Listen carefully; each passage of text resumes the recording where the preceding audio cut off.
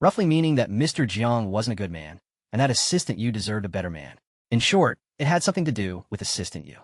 Mr. Jiang and Assistant Yu? Oh, that rumor from before? Who from Project Department 2? Trying to pursue Assistant Yu. Mr. Jiang and Assistant Yu? Oh, that rumor from before? Who from Project Department 2? Trying to pursue Assistant Yu? Don't know if he's pursuing her, but he definitely has a good impression of Assistant Yu. Assistant Yu is so pretty and has a good figure. Wouldn't any man stare at her? It was Wang Xiang from Department 2, who knew he would just happen to run into trouble this morning. Don't know if he's pursuing her, but he definitely has a good impression of Assistant Yu. Assistant Yu is so pretty and has a good figure. Wouldn't any man stare at her? It was Wang Xiang from Department 2, who knew he would just happen to run into trouble this morning. Wang Xiang, huh? His name really fits him. Wang Xiang, delusional thinking. He's just a small team leader in the project group. How does he think he can reach Assistant Yu? Even if her family fortunes declined, she's still a rich young lady, having cultivated a delicate air in her bones. Can he afford her? Plus, Assistant Yu's relationship with the Jiang family is right there. I think that Wang Xiang is just a toad wanting to eat swan meat. Wang Xiang, huh? His name really fits him. Wang Xiang, delusional thinking. He's just a small team leader in the project group. How does he think he can reach Assistant Yu? Even if her family fortunes declined, she's still a rich young lady, having cultivated a delicate air in her bones. Can he afford her? Plus, Assistant Yu's relationship with the Jiang family is right there. I think that Wang Xiang is just a toad wanting to eat swan meat. Hey, you guys, do you think Assistant Yu and Mr. Jiang really have something going on?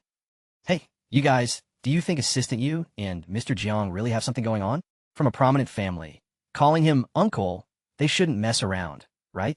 From a prominent family, calling him uncle, they shouldn't mess around, right? It's precisely the prominent families that mess around. Look at Mr. Jiang's fiancée. She even got together with Mr. Jiang's cousin. Isn't that messed up? It's precisely the prominent families that mess around. Look at Mr. Jiang's fiancée. She even got together with Mr. Jiang's cousin. Isn't that messed up? These two could get together and are even talking about marriage. This definitely didn't happen overnight. I think maybe Mora knew about the secret relationship between Mr. Jiang and Assistant Yu, so she got together with his cousin in a fit of pique. If it were me, I'd do the same, just to spite him. These two could get together and are even talking about marriage. This definitely didn't happen overnight. I think maybe Mora knew about the secret relationship between Mr. Jiang and Assistant Yu, so she got together with his cousin in a fit of pique. If it were me, I'd do the same, just to spite him. As they spoke, one of them saw Yun Yin and was startled. Assistant Yu. Assistant Yu. It's fine, you guys continue. I've been sitting in there so long my legs are numb, I need to move around, right? Yun Yin said, reaching out her hand, and water flowed. It's fine, you guys continue. I've been sitting in there so long my legs are numb, I need to move around, right? Now, talking face to face, I can hear even more clearly, so you guys talk and I'll listen. Now, talking face to face, I can hear even more clearly, so you guys talk and I'll listen. The gossiping people quickly fled. Yun Yin sighed, looking at herself in the mirror. This face isn't bad, is it? Is there really something to be afraid of? Huh? She touched up her makeup, especially her lipstick. Yun Yin raised her hand and gently blended the lipstick on her lips with her ring finger, making them look sexy and alluring. She couldn't help but recall Jiang Yunyin's long fingers gently caressing her lips in the car, his lowered eyes tinged with obvious desire. He said, that mouth of yours is soft enough to kill. That mouth of yours is soft enough to kill. In her ears, she seemed to hear the man's low gasps. His strong hand tightly clutched the back of her head, and she felt her scalp tingle with pain. This morning's journey had been her ordeal. He commanded her in a low voice, don't spit out. Don't spit it out. Her face flushed crimson. Yun Yin pulled her thoughts back, scolding herself inwardly. What are you thinking about? The workload was heavy all morning. Jiang Yunyin had one meeting after another, and Yun Yin stayed by his side the whole time. By nearly noon, she felt her back was about to break. Last night had been quite a long ordeal already. When the last meeting ended, Jiang Yunyin specifically asked her to stay. Yun Yin thought of the gossip in the restroom, feeling that after the Mora incident cooled down, her own situation would probably not escape scrutiny either. Go to the lounge, Jiang Yunyin said. Go to the lounge. Yun Yin nearly exploded when she heard this. Jiang Yunyin, are you crazy? Jiang Yunyin, are you crazy? Jiang Yunyin looked at her with interest. How am I crazy? How am I crazy? It's not even noon yet, and you just, this morning, you still want to? Yun Yin accused. It's not even noon yet, and you just, this morning you still want to? Jiang Yunyin closed the file, not in a hurry to leave the meeting room, and leaned back in his chair with a lazy air. Does this morning even count? Does this morning even count? It counts. Why wouldn't it count? Yun Yin lowered her voice, clearly agitated, her face flushed red. It counts. Why wouldn't it count? Jiang Yinyan smiled. Come here. Come here. Yinyan tensed up all over. Jiang Yinyan, there are cameras in the conference room. Don't do anything reckless. Jiang Yinyan, there are cameras in the conference room. Don't do anything reckless. Jiang Yinyan was amused by her reaction. Why are you so nervous? I wasn't going to do anything to you. Just asked you to come closer. What's wrong with that? Why are you so nervous? I wasn't going to do anything to you. Just asked you to come closer. What's wrong with that? At this, he added lazily. When a superior assigns work to a subordinate, shouldn't the subordinate come forward? When a superior assigns work to a subordinate, shouldn't the subordinate come forward? A high-sounding remark. Yinyan braced herself and stepped forward. Jiang Yinyan cleared his throat, looked at her, and his expression turned serious. Seeing his expression, Yinyan knew it was probably serious business, so she listened attentively. Unexpectedly, he said, I wasn't satisfied this morning at all. I wasn't satisfied this morning at all. Yinyan was prepared, but then she heard him say such a thing. For a moment, she was stunned, then her face flushed crimson. You, is this about work? You, is this about work? Did I say I was going to talk about work? Jiang Yinyan also feigned innocence. Did I say I was going to talk about work? Yinyan was speechless. Next time, take off your top. Jiang Yinyan was still seriously talking about this matter. Next time, take off your top. Yinyan tried to suppress her emotions, bowing slightly to him. Mr. Jiang, if there's no work to assign, I'll go out first. Mr. Jiang, if there's no work to assign, I'll go out first. What's the rush? Jiang Yinyan asked with a playful smile. Didn't I tell you to go to the lounge? What's the rush? Didn't I tell you to go to the lounge? Jiang Yinyan, don't be insatiable. Jiang Yinyan, don't be insatiable. Jiang Yinyan was amused, a smile spreading across his face, revealing a noble elegance like a pure pine on white snow, completely unrelated to the words, deeply lustful. Didn't you not sleep well last night? Since it's not lunchtime yet, go to the lounge to rest. Is there a problem? Didn't you not sleep well last night? Since it's not lunchtime yet, go to the lounge to rest. Is there a problem? Yinyan. A moment later, she said unnaturally, why didn't you say so earlier? Why didn't you say so earlier? Did you let me say it? Jiang Yinyan retorted. Did you let me say it? Yinyan was embarrassed. A moment later, she remembered the main point. It's not that I didn't let you say it. It's that you misguided the conversation. It's not that I didn't let you say it. It's that you misguided the conversation. What did I misguide? Jiang Yinyan asked with a smile again. What did I misguide? Yinyan was speechless by his question. Let's sort this out properly. Jiang Yinyan was unexpectedly leisurely. I told you to go to the lounge. My original intention was for you to get some rest, but you? What were you thinking? Let's sort this out properly. I told you to go to the lounge. My original intention was for you to get some rest, but you? What were you thinking? You were the one who brought up this morning's events, right? Jiang Yinyan said with a smile. You were the one who brought up this morning's events, right? Yinyan debated with him. I brought it up, but you don't have to follow my lead. I brought it up, but you don't have to follow my lead. The topic you brought up happened to be one I was interested in, so of course I had to talk about it. Jiang Yinyan parried. The topic you brought up happened to be one I was interested in, so of course I had to talk about it. Yinyan knew she couldn't win against him, and the more she dwelled on such a topic, the worse it would get, so she simply stopped bringing it up and turned to leave. Really not going to the lounge? Jiang Yinyan's lazy laughter drifted from behind her. Really not going to the lounge? No, Yinyan said casually, then stopped and turned to look at him. Jiang Yinyan looked at her with interest. I forgot to tell Mr. Jiang. Yinyan smiled slightly. Miss Mora invited me for lunch today. Mr. Jiang, what do you think she wants to talk to me about? I forgot to tell Mr. Jiang. Miss Mora invited me for lunch today. Mr. Jiang, what do you think she wants to talk to me about? At noon, Yinyan arrived at the appointed restaurant to find that Mora had already arrived. She had chosen the best viewing spot and was sitting there making a phone call. The restaurant was empty, save for Mola's table. Only then did Yinyan realize Mola had booked the entire place. Right? In these sensitive times, Mola was a magnet for attention wherever she went. She might have even been photographed by paparazzi before entering the restaurant. Mola meeting her now, it went without saying, was because of the trending topic. Sure enough, as soon as Mola saw her, she got straight to the point. You know about Jiang Zhixing and me, right? Yinyan nodded. The waiter finished serving the appetizers, then quietly withdrew. What about you? What are your thoughts? Mola asked next. Yinyan was surprised. Me? Her thoughts? Mola took a piece of bread, gently broke it apart, hummed, spread a little butter on it, and placed it on Yinyan's plate. Do you think I'm morally corrupt? Quite despicable. She picked up the other half, this time not rushing to butter it, but looking up at Yinyan. Yinyan was completely baffled by her question. Why are you asking for my opinion? Mola smiled. Because we're good friends, and because you're very important to me. The words themselves sounded fine, but there was something logically odd about them. Yin thought for a moment, then asked Mola, "Have you met with Jiang Yin?" This time Mola was puzzled. Why would I meet with Jiang Yin? Your situation with Jiang Zhixing. Isn't this my stance? Mola said softly. I responded to everything openly and honestly. I don't see the need to meet Jiang Yin separately to discuss it again. I don't want to give those paparazzi any more fodder. Besides, she said, buttering the remaining half of her bread roll and taking a small bite. The soft, fragrant, freshly baked bread pleased her, and she nodded, continuing, my relationship with Jiang Zhixing is also something Jiang Yin would be pleased to see. Yin looked at Mola, sighing inwardly.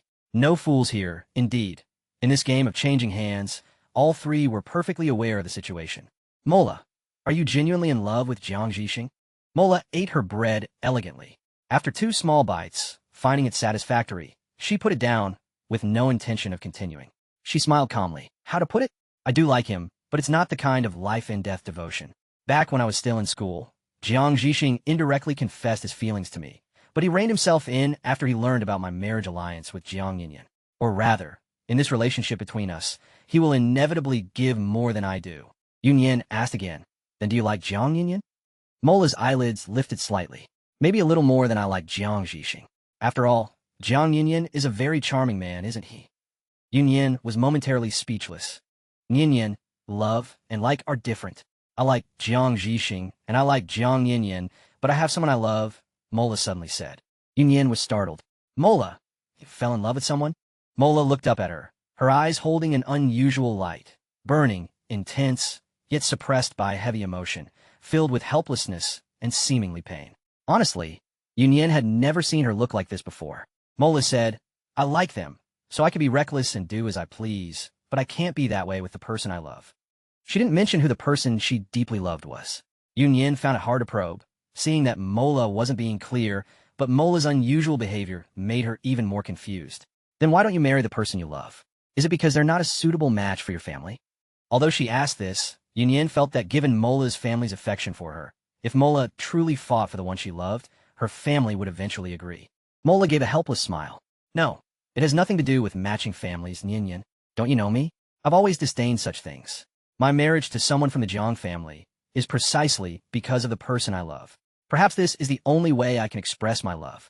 Yin, she truly didn't understand, but seeing Mola's evident pain, it seemed she truly had an unspoken secret. Is there anything I can do for you? Yin thought, she called me out, so there must be a purpose. Mola reached out and gently took her hand. Yin was secretly startled and squeezed her hand back. Your fingers are so cold. She wasn't as calm and carefree as she appeared on the surface. Mola said, as long as you have me in your heart and stay with me, that's enough. Of course, Yin replied, but a faint, strange feeling stirred deep within her.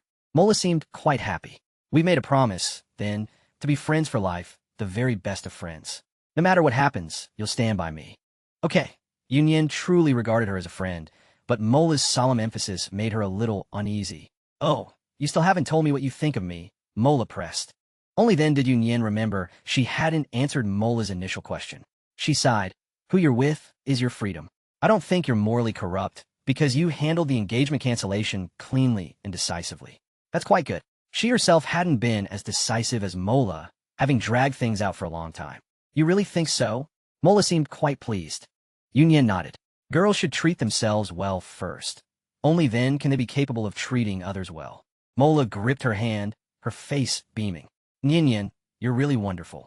She then asked her, so, are you planning to marry Jiang Yin? Yin jumped, huh? Aren't you two together now? Mola was quite blunt. No, we're not together, Yin quickly denied. Not now, and not in the future. Mola didn't press the matter, seemingly unconcerned about whether she and Jiang Yin were together. It's okay. No matter what you do, I'll support you. And Yin, remember, if you ever need help, no matter what kind of help, don't hesitate. Just tell me directly. Yin hummed in acknowledgement. That was more of an acknowledgement.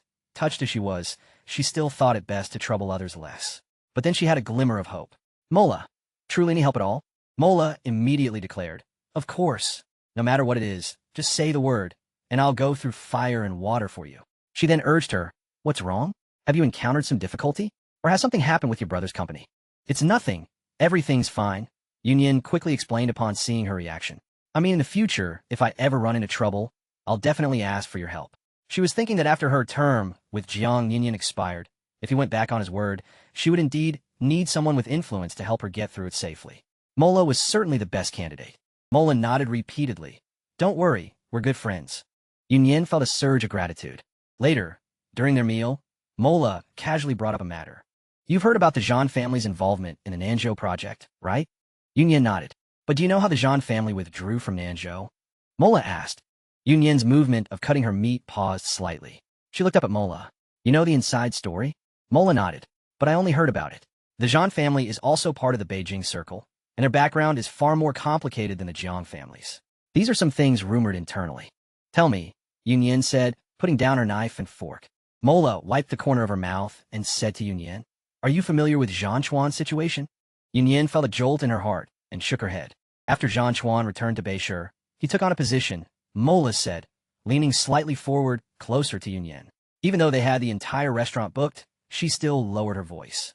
She named a certain department, and Yunyan was astonished when she heard it. Asterisk, such a rapid ascent. Asterisk, unlike our business circles, Zhang Chuan was already in the Beijing Circle. Although the Zhang family isn't as wealthy and powerful as the Jiang family, they wield significant influence. Zhang Chuan is already a deputy director before he's even 30, so it's clear his future is limitless, Mola said. What does he have to do with the Nanzhou project? Yunyan asked, then suddenly realized he was involved. Mola nodded slightly. Yunyan was stunned. He's not in business. How could he be involved? Everyone in the Zhang family except him is in business, so it was bound to implicate him. Wasn't it necessary for him to step in for certain connections? Mola revealed the crucial point.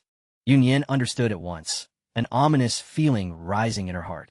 And then, the specific inside story isn't clear, but for the Zhang family to withdraw from the Nanzhou project and for the Jiang family to eventually take the lead, it's clear Jiang Yinyan had leverage over the Zhang family. So, think about it. What leverage could there be over the Zhang family's business dealings? Wasn't it precisely because Zhang Chuan's involvement could very likely lead to him being severely criticized? Yunyan nodded slightly. In Zhang Chuan's position, high status naturally meant significant influence, and many eyes were watching. Even without making mistakes, he could easily be targeted for criticism. For a project like Nanzhou's, any sign of Zhang Chuan's involvement would indeed necessitate avoiding suspicion. Jiang Yinyan's greatest skill was exploiting people's weaknesses. Oh, one more thing. I heard that old Master Zhang's health has been declining, Mola added. Yunyan was stunned for a moment. At the same time, an ominous premonition grew stronger and stronger in her heart. In the blink of an eye, it was New Year's Eve. Employees of Zhongshe Group came from all corners of the country. Towards the end of the year, those who found it difficult to book tickets took leave and left early.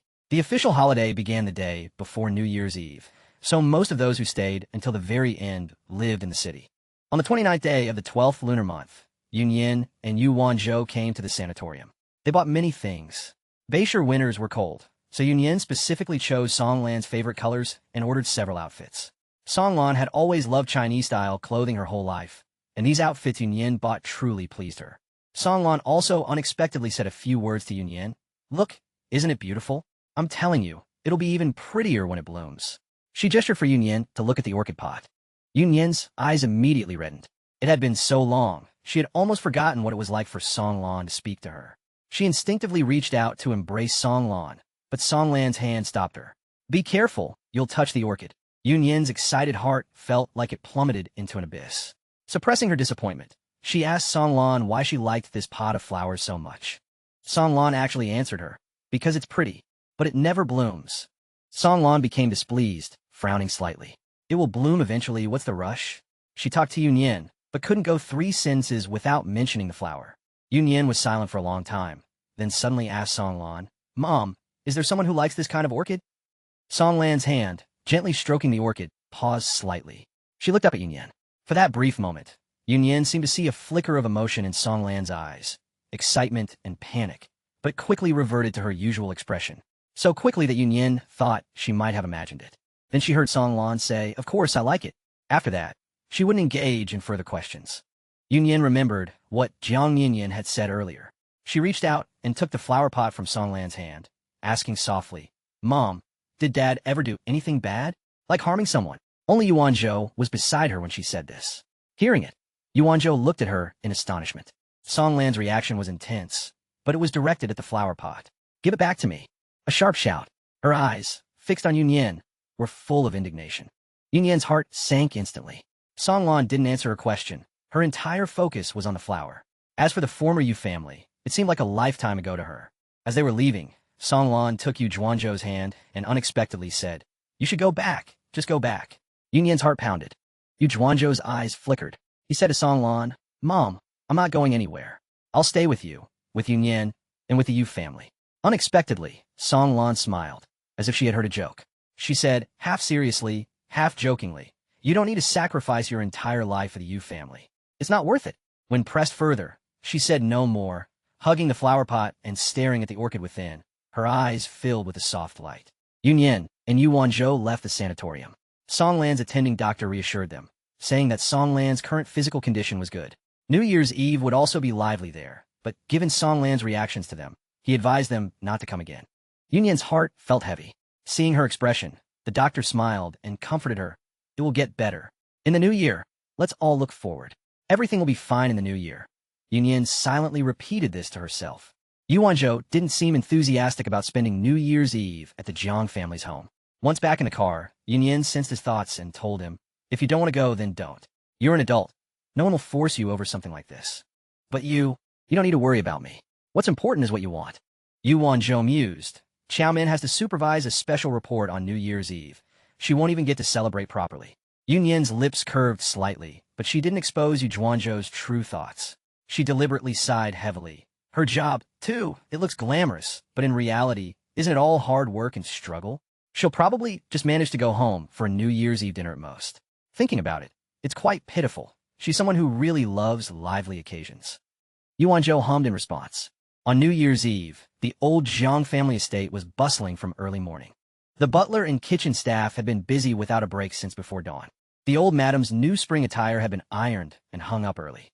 The arrangements in each room, the entire estate, from the spring festival Fu/fortune, characters to the tree lantern displays, from the main entrance of the old mansion to the flower paths on both sides, then to the garden path leading to the main house and hall, were adorned with fresh flowers. Large quantities of purple lotuses, air freighted a day in advance, paved the way, their petals scattered along the paths as the sun first rose, so that walking through them was known as every step brings forth a lotus. This was a traditional New Year's custom for the Jiang family. However, the modern era had brought some modifications to this practice. In earlier years, the Jiang family was a prominent household, involved in both politics and business, and they were quite high profile in that era. Gold spheres made of gold foil served as courtyard lanterns, and copper coins paved the paths, stretching far out to the outer residence. Every New Year's Eve, poor mountain households would come down to collect the copper coins. In addition, the Jiang family would offer congee at the market, earning praise from the common people. Today, colorful glazed lanterns have replaced gold foil, and purple lotuses have replaced copper coins. But the Jiang family's tradition of giving to charity on New Year's Eve has never changed. They donate money and goods to impoverished mountainous regions, year after year without fail. Besides this, another unchanging Jiang family tradition on New Year's Eve involved its people. All members of the Jiang family and their collateral relatives were to gather at the old Jiang family estate on this day to worship their ancestors according to family precepts and spend New Year's Eve together. The younger generation, following old customs, needed to keep vigil for their elders, a practice repeated every year. So, even though the Jiang family branches had now separated, this day was still as lively as ever. This was why Yu Wanzhou had a headache about coming to the Jiang family's house. In fact, when it came to holidays, the Yu family situation was very similar to the Jiang family's, especially on New Year's Eve, when all the relatives from the Yu and Song families gathered together, with no small number of elders alone. When they were children, Yun Yan and Yu Wanzhou would review what to call each relative every New Year's Eve, paternal cousins, maternal cousins, and would often get them mixed up. With many relatives, there were naturally many children, and with many children came many comparisons. In those days, because of her father, the various uncles and their families were still somewhat restrained in their words and actions. As the Yu family's young miss, the elders pampered and indulged her, so it wasn't a big deal. But Yu Wanzhou dreaded it, whether it was meeting relatives or playing with that group of children. One New Year's Eve, Yu Wanzhou got into a fight with a few of his maternal cousins. She still remembered that it had snowed in Jiangnan that year, and a thin layer of ice had formed on the pond in the old Yu family estate. Early in the morning, the butler had reminded everyone in the household and erected a protective fence around the pond. Unexpectedly, even before the New Year's banquet began, Yu Wanzhou and a few cousins fell into the water, alarming the entire family, who quickly summoned the family doctor. It was only after asking for the reason that they learned a few cousins had spoken disrespectfully, scolding Yuan-jo and calling him a wild child who shouldn't even be celebrating New Year at the Yu family home. This enraged the usually steady-tempered Yuan-jo, who then fought fiercely with the other children. That year, their father was furious and punished all the children by making them kneel in the ancestral hall. Yuan-jo knelt for an hour, punished for resorting to violence instead of speaking properly to his own cousins when there was an issue. The other children had to kneel until midnight, punished for speaking carelessly and slandering their own relatives. Their father said, "Ill words ruin one's reputation, and a young child with an ill heart will act improperly." This was a very serious accusation. Although the elders of those cousins looked displeased, they dared not speak to stop it or say a good word for their children, only letting them kneel until midnight. Since then, Yuan-jo detested the idea of many people gathering for New Year's Eve. Yunyan used to like New Year's Eve when she was little, but later grew to dislike it, especially as she gradually matured. When the elders gathered, their energy was entirely focused on the younger generation, and their conversations inevitably revolved around them. Being questioned and cross-examined so much, Yunyan also found it annoying. So, she understood why Yuan-jo had a headache about crowded New Year celebrations. On New Year's Eve, Yunyan rode an old Lu's car back to the Jiang family estate, along with Jiang Yinyan. This was because Jiang Yinyan had gone to her place the night before. In the morning, she didn't want to go with him. Jiang Yinyan seemed indifferent, asking her in return, "What are you worried about? Afraid of people gossiping about us?" Wasn't she afraid? Jiang Yinyan pulled her into the car, and as he closed the door, he said, "Don't worry, I won't let them hurt you." Yunyan didn't hold much expectation. People have mouths. How can you control what others say? Jiang Yinyan smiled faintly. In the adult world, once interests are involved, people naturally know what to say and what not to say. They drove back to the old Jiang family estate like this. The moment she got out of the car, Yunyan felt a moment of disorientation. The vermilion lacquered main gate of the old mansion was wide open, and 8 fiery red lanterns hung in a row from the tall beams of the lintel. Even the stone lions at the entrance were dressed in festive New Year attire. The large parking lot outside the main gate held many cars, mostly luxury vehicles. Today, the Jiang family drivers were no longer in suits and ties, but in festive, modernized hanfu. None of them were particularly heavy-set, so they all looked very energetic. They were responsible for picking up and dropping off relatives and elders. Yunyan's disorientation was because she felt as if she were seeing the Yu family.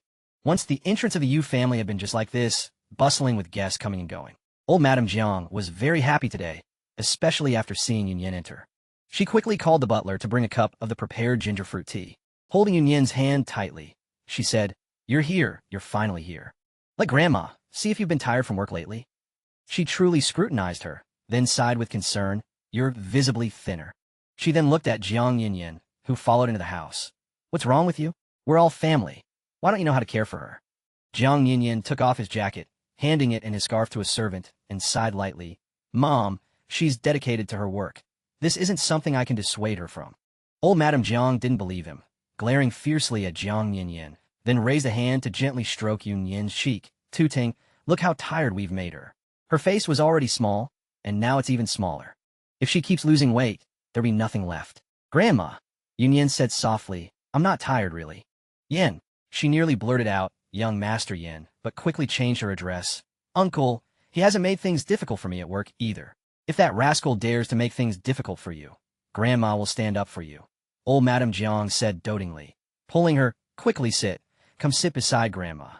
In the main hall, many uncles, aunts, and peers were chatting with Old Madame Jiang. Old Madame Jiang was the pillar of the Jiang family, naturally the center of attention. But her words, "Come sit beside Grandma," clearly showed whom she doted on more. The person sitting next to Old Madame Jiang quickly made way. While there were many grandchildren from collateral branches, Old Madame Jiang's direct line only had Jiang Zhe. Now that she had recognized Yunyan as a granddaughter, she naturally showered her with affection. After Yunyan sat down, Jiang Yinyan also showed no intention of leaving. He chose a seat furthest to the side and picked up a magazine to read. His position was just right. It was as if he were detached from the crowd, yet he could hear everything everyone was saying. He was outside the situation, yet fully aware of everything. A servant quickly brought him hot tea. Old Madame Jiang was very pleased to see Jiang Yinyan not busy with external affairs, but sitting there, showing no intention of leaving. The butler brought the ginger fruit tea, personally poured a cup for Yunyan, and said with a smile, "Old Madam was worried about you, young lady." Last night she started reminding the kitchen that the ginger fruit tea absolutely must not be too strong, saying you don't like it. The fruit wasn't chosen to be too sweet, and at dawn, old Madam reminded them again, making sure it wouldn't be cloyingly sweet. Yun Yan's heart warmed at these words. Thank you, Grandma. You silly girl, why are family members saying thank you? Old Madam Jiang gently urged. Quickly, taste it, see if it's how you like it.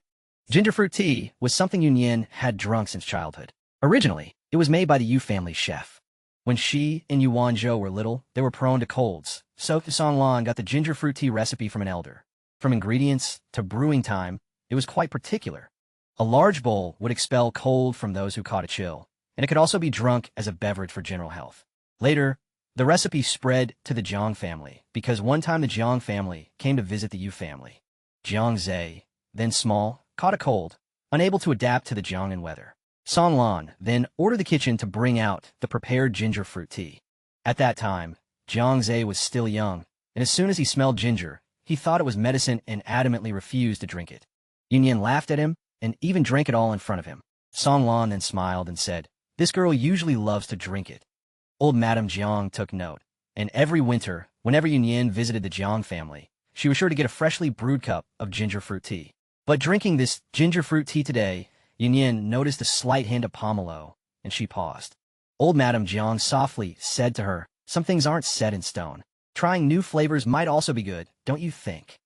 The old madam was wise, and Yun Yan understood her meaning. Overly familiar tastes easily evoke nostalgia. She said, "Yes, this is very delicious." The old madam smiled contentedly. She truly liked the girl's cleverness. An elder spoke up then. It was a relative from old Madame Jiang's side, not particularly close, said to be beyond the 5th degree of kinship. They hadn't been seen in previous years, but had come this year, bringing their daughter to get close to the old madam. The girl's name was simple, a single character, Hui, so old madam called her Xiao Hui. She was about the same age as Yun Yan, but her seniority was higher, being of the same generation as Jiang Yunyan. While old madam was talking to Yun Yan, Xiao Hui kept glancing at Jiang Yunyan. It was Xiao Hui's mother who spoke, smiling. "No wonder this Yu girl has won the affection of you, old madam, and third master. Not only is she beautiful, but she's also well-behaved and sensible. Who wouldn't feel affection for her?" There was a deliberate attempt to appear close to the Jiang family, hence using third master to address Jiang Yunyan. In large, prominent families, with many people come many intentions, and Yun Yan had seen plenty of this. Old Madame Jiang patted Yun Yan's hand, smiling. "My granddaughter. Of course, everyone loves her." Xiao Hui's mother quickly said, yes, this child is sensible, and being able to join Zhongshi, naturally third master also cherishes her." "Ah, Xiao Hui, you must learn from Yin Yan. I hope you'll also have a chance to join Zhongshi in the future."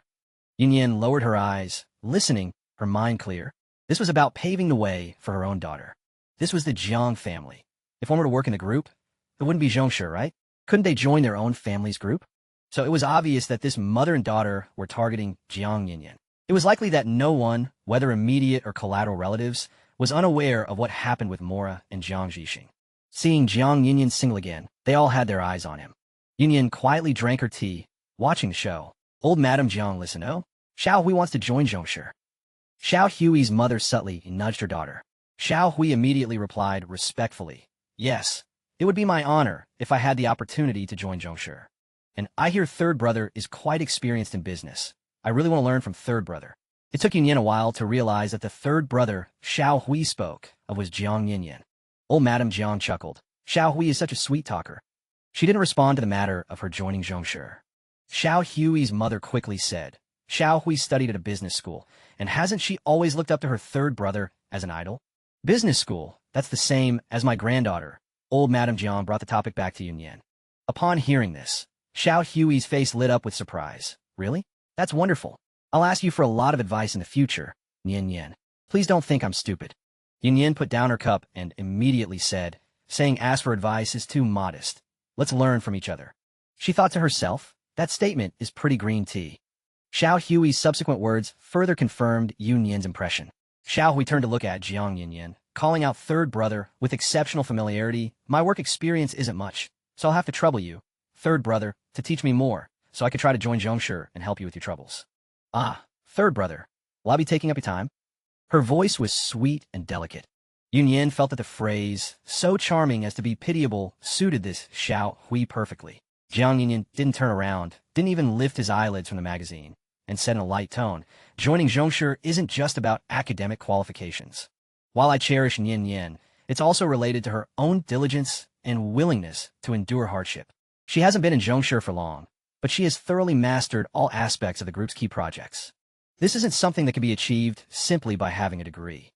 Upon hearing these words, Xiao Hui's face flushed red, then paled white. She forced an unnatural smile. Nian Nian is really impressive. Yun Yin tried hard to force out a smile, saying nothing. However, her heart was in turmoil. What was Jiang Yinyan saying? The tea talk ceased with the arrival of Jiang Zhe and his wife. And then, even more tea talk began.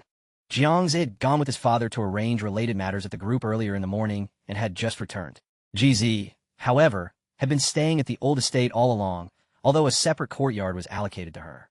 She only made an appearance after Jiang Zhe returned, extremely arrogant due to her pregnancy. Her belly was already large, and she was dressed lavishly, like a flower of worldly wealth and opulence, as if she wanted to wear every piece of precious jewelry she owned. Even now, Jiang Zhe still felt awkward upon seeing Yun Yan. After greeting old madam, he smiled rather awkwardly. Nian Yan is here. Yun Yan nodded slightly, taking it as a greeting. Jeezy over there began to make a fuss. Oh, husband, quickly help me. Clearly, she didn't want Jiang Zhe to get too close to Yun Yan. Jiang Zhe hurried forward, helping GZ sit down. Yun Yan's phone was charged, and no one from the project team was looking for her. It wasn't until she reached the courtyard that Yun Yan learned of this. Jiang Yinyan had intentionally sent her out. She looked at him, bewildered. There were winter, sweet blossoms in the courtyard, blooming profusely at this time. The previous night, a generous snowfall had left the branches of red plum blossoms, still in bud, half hidden in the white snow. Jiang Yinyan stood beneath an old winter sweet tree, his features seemingly touched with a hint of amorousness. He said, keep your distance from Jiang Zhe. Don't interact with him. Yinyan thought to herself, asterisk, am I sick? Why would I still interact with him? Asterisk. You call me out just to tell me this? She asked. Yes. Yinyan was speechless. All right, I get it. With that, she turned and walked away. Jiang Yinyan grabbed her arm. Such a perfunctory attitude. Did you even listen? Jiang Yinyan, why would you think I'd interact with him? If I still had feelings for him, why would I have called off the engagement? Yun Yan retorted. It was New Year's, and she didn't want to get angry. Seeing her reaction, Jiang Yinyan, instead of getting angry, chuckled. Why such a temper? What did I say? I'm just kindly reminding you. Is GZ someone you can trifle with? I know what I'm doing. Yun Yan didn't want to waste words with him here. This was the courtyard, and people could pass by at any moment. Let go first. Just as Jiang Yinyan was about to speak, the butler approached from diagonally ahead. Yun Yan's heart jumped in surprise, and she quickly pulled her hand free from Jiang Yinyan's. This scene was clearly witnessed by the butler, who subtly lowered his gaze. Having worked for the Jiang family for many years, not just the butler, but even ordinary servants were sharp individuals. They knew to keep their eyes and mouth shut about what they shouldn't see or say. Jiang Yinyan's expression remained unconcerned, as if it were an entirely common occurrence. When the butler came closer, he asked blandly, "What is it?" The butler respectfully replied, "The old madam and several elders have summoned you to the ancestral hall." Jiang Yinyan glanced at the butler. The butler subtly added, "Young Master Zhixing and the others have arrived." Yinyan, listening nearby, clearly understood what the elders were going to discuss. The butler then told Yinyan, "The young miss has also returned and is looking for you." It was Jiang Xin. "All right, I'll go find her." Yinyan used the excuse to quickly make her escape. Jiang Yinyan didn't leave immediately. He asked the butler, "What was the old madam's reaction?" The old madam usually doesn't concern herself with outside matters. She only learned about Miss Mora and young Master Zhixing yesterday. She didn't seem to show any particular expression just now. Miss Mora's elders also personally called the old madam this morning. Jiang Yinyan uttered a non-committal ahem. As Yinyan walked towards the garden, she occasionally heard others discussing. They were all distant relatives visiting the Jiang family, some strolling in the garden for fresh air, and in twos and threes, they gossiped about Mora's situation. If it were me, I wouldn't even dare to show my face. Indeed, she's something else. Look at her in the conservatory, acting as if nothing happened. Having one in the hand and eyeing another, and from such a prominent family too, to do something so shameless. The fragmented voices reached Yun Yin's ears in their entirety. As they walked out of the garden, Yun Yin walked in, their paths crossing as one entered and the other exited. Upon seeing Yun Yin, the gossiping women quickly changed their expressions. Not only did they greet Yun Yin with smiles, but they also eagerly took her hand, trying to cozy up to her. Yun Yin was fortunate to have grown up in a prominent family with numerous collateral relatives. so she was quite good at remembering people. She recognized these few women as female relatives from collateral branches, likely out for a stroll after seeing the old madam head to the ancestral hall. They were unimportant people to begin with, and even less so to her, so Yunyan had no intention of forming a deep acquaintance. After a brief greeting, she prepared to leave. Before leaving, however, she still admonished them.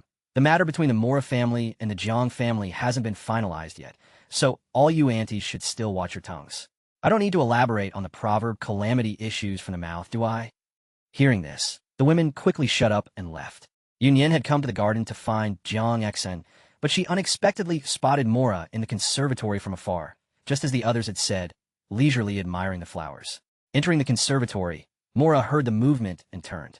Seeing it was Yunyan, she smiled and said, "The Jiang family cultivates flowers and plants so much better than others. Look at that large cluster of epiphyllum. It's supposed to bloom secretly at night, but it's open now." Yunyan stepped forward lightly, looking at the large cluster of epiphyllum blooming fiercely nearby, as white as snow, incredibly beautiful. She sighed softly. It's a pity the blooming period is so short. Mora said, "So whether you get to see it or not depends entirely on fate." What did it matter whether one saw it or not? Yunyan felt that the epiphyllum was very much like worldly prosperity, fleeting in the long river of the universe, no matter how long it lasted. With all the commotion outside, you certainly have the presence of mind to be appreciating flowers here, Yunyan said with a smile. Mora smiled. People's mouths are their own. They can say whatever they like. Just as Yunyan was about to speak, she heard a crisp voice. "You're certainly carefree, but have you considered the Jiang family? Do you want to turn the two brothers against each other?" It was Jiang Xin. Hearing that Yunyan was in the garden, she had turned back and happened to hear all of Mora's words. Mora looked up, neither annoyed nor angry, and said softly, "I don't have that kind of ability, do I?" Jiang Xin covered her mouth with a hand and chuckled, her hands in her pockets, a rather carefree posture. "As for you," Mora retorted, "I heard you haven't returned to the old residence for New Year's in years." Jiang Xin replied generously, "If it weren't for this whole business with you in Jiang Jixing this year, I wouldn't have come back. It's dreadfully boring every year, but this year it's lively with Nian here, and I get to hear your gossip." Yunyan secretly rolled her eyes. This Jiang Xan was truly something, merely having the status of an elder, but extremely unrestrained in her behavior. Mora chuckled. "It's true Nian is here this year, but you might be disappointed if you're looking for excitement. Do you think the Jiang family will openly discuss this matter?" Jiang Xin raised an eyebrow. "What do you mean?" Mora didn't say, instead looking at Yunyan and asking, "What do you think?"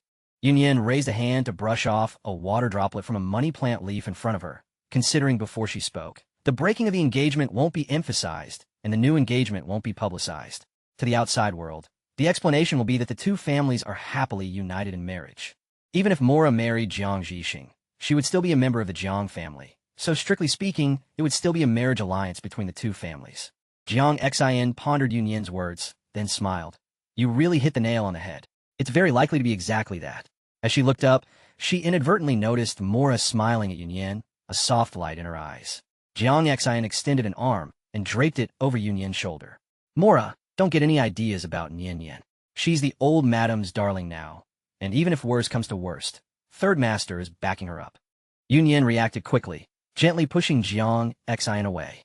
"What nonsense are you talking about?" Mora smiled and said, "It will be wonderful when we are all family." After the old madam and several elders concluded their discussion, everything was indeed calm, just as Yunyan had previously speculated. Jiang Yinyan and Jiang Jixing were the last to emerge from the ancestral hall, and no one could discern anything from their expressions. Matters causing a huge stir outside the family were skillfully hushed up and settled quietly within the Jiang household. Later, the old madam separately summoned Jiang Jixing, Mora, and Jiang Jixing's parents. A servant brought tea and refreshments into the old madam's room, and when the servant emerged, Jiang Xin pulled them aside and asked if the old madam showed any signs of anger.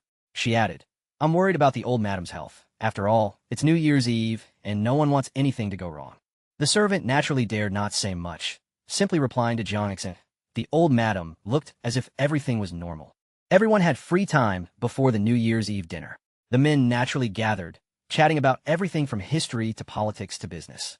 The old residence had a pear blossom hall, and usually, old Madame Jiang found it too troublesome to invite performers into the house for opera. But today, New Year's Eve, the Jiang family had booked renowned Peking opera performers early, and the ladies and family members chatted, drank tea, and listened to the opera, creating a lively atmosphere. Of course, some are playing mahjong. The person who organized the game was Xiao Hui's mother, who actually managed to persuade old Madame Jiang, who had intended to listen to the opera, to sit at the mahjong table. She then called over Jiang Yinyan, saying, under the pretense, that he should play a few rounds with the old madam to cheer her up and bring good luck for the new year. Since it was put that way, Jiang Yinyan couldn't refuse without causing offense. Who would want good luck on New Year's Eve? Xiao Hui sat obediently beside her mother, directly facing Jiang Yinyan. A mahjong table with old Madame Jiang presiding naturally attracted many people. As Yinyan passed by, she immediately saw Jiang Yinyan sitting there. She had intended to leave, but unexpectedly, Jiang Yinyan saw her and raised a hand, beckoning, "Come over." Everyone uniformly stared at Yinyan. Old Madame Jiang muttered, "Yinyan isn't really interested in playing cards."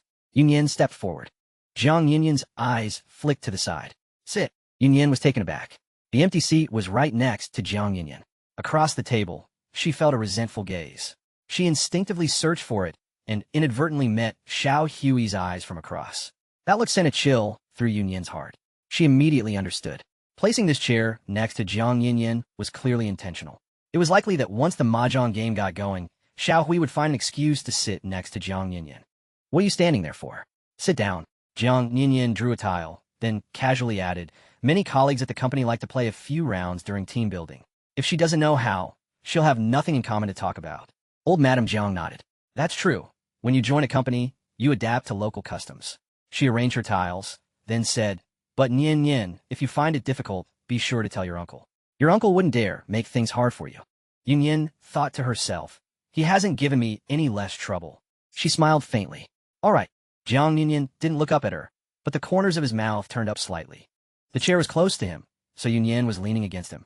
He was quite patient, telling her to discard a tile. Back in the Yu family, the relatives who visited also liked to play cards, but she didn't know how at all. So, when Jiang Yinyan said that, she was a little confused and asked him, "Which one should I discard?" This amused old Madame Jiang, who chuckled beside her and told Yinyan, "If you play child, Grandma will feed you tiles."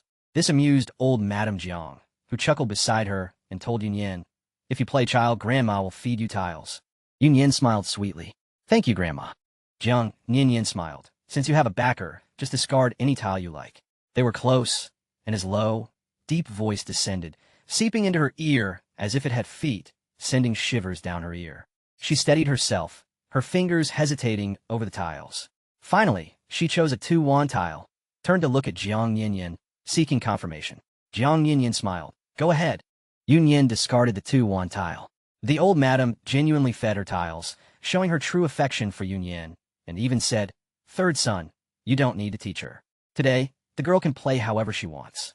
Xiao Hui's mother heard this and chuckled. "The young lady is truly blessed. If my Xiao Hui could receive even a fraction of your affection, old madam, I would be content. They are all relatives and younger generations, of course. They're all loved," old Madame Jiang said with a laugh. As they bantered back and forth at the table, Yunyan's phone vibrated when it was her turn to discard tile again. It was an unfamiliar phone number. Quite persistent, it kept ringing. Yunyan handed her spot over to Jiang Yinyan, greeted everyone, and then went out to answer the call.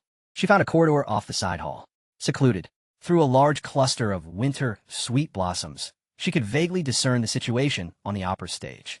The elders and ladies who loved opera were gathered there, seemingly in a different world from those playing cards and watching the excitement in the side hall.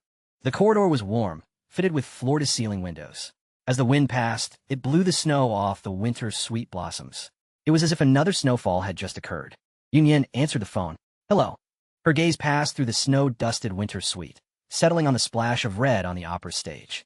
It was so quiet here, so quiet that she could hear the callers breathing. Yunyan felt strange. "Who is this?" A man's voice, very low, spoke from the other end. "Yunyan." Yunyan froze. Her heart felt as if it had been struck by something, and a shiver ran through her body.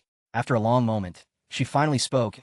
The other end was silent for a moment, then a soft voice said, "I'm Jean Chuan. Do you still remember me?" Although she had a premonition, the caller introducing himself still sent a fierce jolt through Yunyan's heart, her breath catching in her throat. Immediately after, she heard a man's voice rise faintly from behind her. "Yunyan." Yunyan was caught off guard, her hand trembled, and her phone clattered to the floor. She instinctively turned her head. It was Jiang Yinyan. He stood several steps away from her, his imposing figure blocking a large amount of light, as if all the light had been absorbed by him. His features were shrouded in shadow, making his expression somewhat indistinct. Yet, just standing there, he already exuded an oppressive presence. Jiang Yinyin slowly stepped forward, picking up the phone before Yunyan could even react. He glanced at the screen and asked blandly, "Who called?" Yunyan instinctively darted a look at the screen. The call must have disconnected, ending the conversation. She suppressed her inner tension, trying to keep her voice steady. A colleague from the project team, a New Year's greeting call.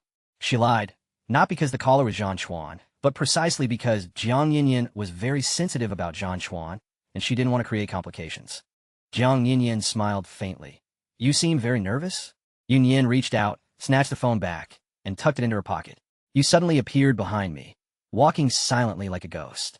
Anyone would be startled, wouldn't they?" Jiang Yinyin stared at her for several seconds, his gaze seemingly able to penetrate everything. A call came from Zhang Chuan. The man, who had been out of contact for many years, suddenly resurfaced. But Zhang Chuan wasn't actually missing. Just as Jiang Wenjun had clearly explained his whereabouts when Yunyan was in Nanzhou, he went abroad to study, then returned home to work, and finally came back to Beishur, settling into the comfort zone of their Beijing circle. Although Jiang Wenjun didn't tell her the exact position Zhang Chuan held in Beishur, Yunyan could guess it was pretty close from Jiang Wenjun's few words, until Mola mentioned Zhang Chuan's situation to her. Yet, Yunyan never thought of proactively contacting Zhang Chuan. A secret crush is the most beautiful part of the innocent stage, like a piece of candy wrapped in colorful paper. As long as you don't unwrap it, you'll always think about it, instinctively feeling it's sweet. When you occasionally recall it later, it will still be sweet, tinged with a bittersweet regret. But what happens once you unwrap the candy? The taste of the candy inside is immediately clear. It might not even be a candy at all. She had once liked Zhang Chuan so much, thinking only of his good qualities, but Yunyan actually knew very well what she was reminiscing about. She wasn't reminiscing about Zhang Chuan himself, but rather the joy and anticipation of her budding, innocent emotions that Zhang Chuan had brought her. It just happened to be Zhang Chuan. When old Madame Jiang gently called her name, Yunyan realized she had been lost in thought for quite some time. New Year's Eve dinner had begun, in the main dining room of the old residence. Lake Hall, also called Lotus Hall. Before the Jiang family split, everyone used to dine in Lotus Hall, which was built above an artificial lake, its surface scattered with lotus seedlings. When the lotuses bloomed, it was an excellent place to admire them. On New Year's Eve, the place was lively again. Elders, peers, juniors, and the wives of various family members filled nearly 10 tables. Old Madame Jiang sat at the head table, followed by the influential elders of the Jiang family. By rights, even the eldest son, Jiang Yintai, wasn't qualified to sit at this table.